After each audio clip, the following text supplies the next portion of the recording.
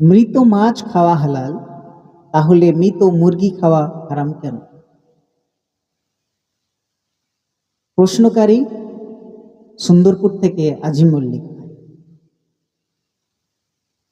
এর উত্তরে, মৃত মাছের ব্যাপারে সুনান ইবনে মাজা এবং মুসনাদে আহমদের মধ্যেও রয়েছে।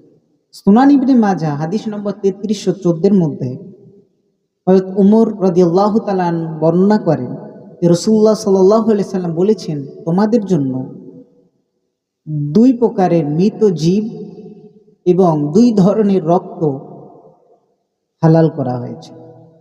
মৃত জীব মাছ এবং ফড়িং, আর দুই ধরনের রক্ত হলো